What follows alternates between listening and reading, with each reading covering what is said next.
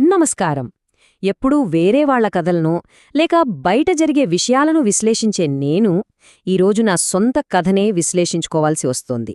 అవును, ఇది నా జీవితం గురించిన ఒక నిజాయితీ అయిన ఆత్మ పరిశీలన. తప్పుడు లక్ష్యాల వెనుక గుడ్డిగా పరిగెత్తితే ఏం జరుగుతుంది? సంపద కోసం నేను చెల్లించిన ఆ భారీ మూల్యమేంటి? ఇదంతా నా కథ ద్వారానే ఈరోజు మనం చూడబోతున్నాం.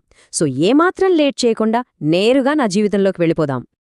మొదటి భాగం, డబ్బు కోసం పరుగు, ఒక అంతులేని వేట. నా జీవితమంతా ఈ పరుగులోనే గడిచిపోయింది. పైసా పైసా పైసా. చూడ్డానికి ఇది కేవలం ఒక పదంలాగా అనిపించవచ్చు, కాని నా వరకు మాత్రం ఇది నా మెదడును పూర్తిగా కంట్రోల్ చేసిన ఒక మంత్రం. నేను తీసుకున్న ప్రతి నిర్ణయం, వేసిన ప్రతి అడుగు, నేను చేసిన ప్రతి పని అన్నీ ఈ యొక్క ఆలోచన చుట్టూనే తిరిగాయి. నిజం చెప్పాలంటే నా కళ్లకు డబ్బు తప్ప మరేమీ కనిపించనంతగా ఈ పైసా అనే మత్తు నన్ను కమ్మేసింది. రెండవ భాగం, బాల్య పేదరికం. ఈ డబ్బు పిచ్చి అసలు ఎక్కడ మొదలయింది, ఎందుకు నేను ఇలా తయారయ్యాను అనేదిప్పుడు తెలుసుకుందాం. ఒక్కసారి నా జీవిత ప్రయాణాన్ని వెనక్కి తిరిగి చూసుకుంటే, నా కథ మొదటి దశలో అంటే నా చిన్నతనంలో నేను అనుభవించిన కటిక పేదరికం కనిపిస్తోంది. ఆ భయం, ఆ గాయం నన్ను నీరుగా రెండో దశలోకి నెట్టేసింది. అదే డబ్బు కోసం ప్రాగులాడటం. ఆ టైంలో నా స్పీడ్ మామూలుగా లేదు. రాత్రింబొవ్వలుముని తేడా లేకుండా కష్టపడ్డాను. ఇక మూడో దశలో నేననుకున్నది సాధించాను. సొసైటీ దృష్టిలో నేను సక్సెస్ అయ్యాను. కానీ ఇక్కడే అసలు ట్విస్ట్. చివరి దశకొచ్చేసరికి నా పరుగు ఒక్కసారిగా ఆగిపోయింది. ఎందుకంటారా? నా చేతుల్లో డబ్బుంది, కాని లోపల కనీస మనశ్శాంతి లేదు. అందుకే సక్సెస్ అంటే ఏంటి అనేది ఇప్పుడు నేను మళ్ళీ ఆలోచించాల్సొస్తుంది. ఇది చాలా ఆసక్తికరమైన పాయింట్. ఒకప్పుడు నేనేమనుకున్నానంటే, డబ్బులు బాగా సంపాదించి బ్యాంక్ బ్యాలెన్స్ పెంచుకుంటే ఆ చిన్ననాటి పేదరికం తాలూకు భయం నుంచి తప్పించుకోవచ్చు, ఫుల్ సెక్యూరిటీ వస్తుంది, అదే పెద్ద సక్సెస్ అని నా పిచ్చి బుద్ధి నమ్మింది. కాని ఇంత సంపాదించాక కూడా ఒక ప్రశాంతమైన నిద్ర కరువైనప్పుడు దాన్ని సక్సెస్ అని ఎలా అంటాను చెప్పండి? ఇక మూడవ భాగం, కుటుంబం దూరం కావడం. ఇది పైకి కనిపించని ఒక పెద్ద నష్టం. నా జీవితాన్ని ఒక్కసారి తూకం వేసి చూసుకుంటే, ఒకవైపు నేను సాధించిన విజయాలు, సంపాదించిన ఆస్తులు చాలా క్లియర్గా కనిపిస్తున్నాయి. బాగానే ఉంది కదా అనిపిస్తుంది. కాని దానికి ఆపోజిట్ సైడ్లో దాగి ఉన్న నష్టాలు చూస్తేనే గుండె తరుక్కుపోతుంది. కుటుంబం, ప్రేమ, నిజమైన ఆనందం, ప్రశాంతత ఇవన్నీ ఇంకోవైపు ఉన్నాయి.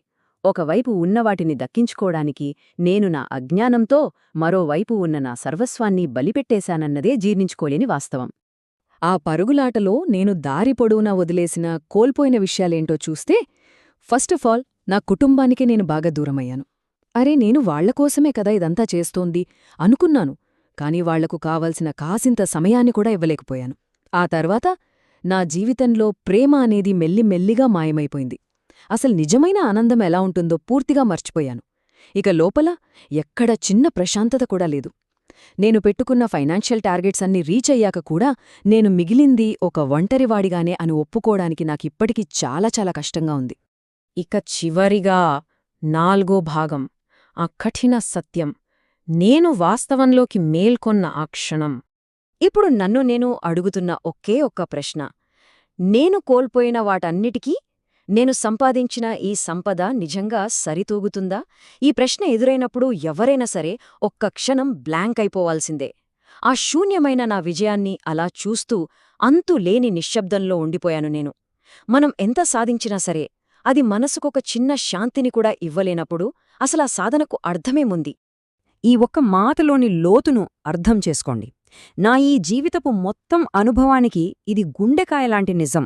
డబ్బు జీవితం కోసం, జీవితం డబ్బు కోసం కాదు. నేను తెలుసుకున్న అతిపెద్ద సత్యం ఇదే. బ్రతకడానికి డబ్బు ఖచ్చితంగా అవసరమే, కాదనను. కాని ఆ డబ్బును సంపాదించడమే మనం మొత్తం జీవితం అయిపోకూడదు. ఈ చిన్న వాక్యం ఆ పచ్చి వాస్తవాన్ని చాలా సూటిగా చెబుతోంది. ప్రాబ్లమేంటంటే, నేనీ వాస్తవాన్ని తెలుసుకునేసరికి నా చేతుల్లోంచి నా వయస్సు, చాలా అమూల్యమైన బంధాలు శాశ్వతంగా జారిపోయాయి. ఇక చివరగా నాకెదురైన ఈ ప్రశ్ననే ఇక్కడ మీ ముందు కూడా ఉంచుతున్నాను. మన ప్రయాణం చివరలో నిజంగా విలువైనది ఏంటి? అసలైన ధనిక జీవితమంటే కేవలం బ్యాంకు బ్యాలెన్స్, ఆస్తులు మాత్రమే కాదని, మన చుట్టూ ఉన్నవాళ్ల ప్రేమ, ఒక మంచి కుటుంబం, కాసింత మనశ్శాంతి అని నా కథ ద్వారా మీకర్థమైందనే అనుకుంటున్నాను. నా ఈ జీవితపాఠం మీరు రేపు ఎంచుకునే దారులను మరింత స్పష్టంగా మార్చుకోవడానికి ఖచ్చితంగా ఉపయోగపడుతుంది. ఒక్కసారి ప్రశాంతంగా కూర్చుని ఈ ప్రశ్నను మీకు మీరే వేసుకోండి. మీ జీవితంలో నిజంగా విలువైనది ఏంటి?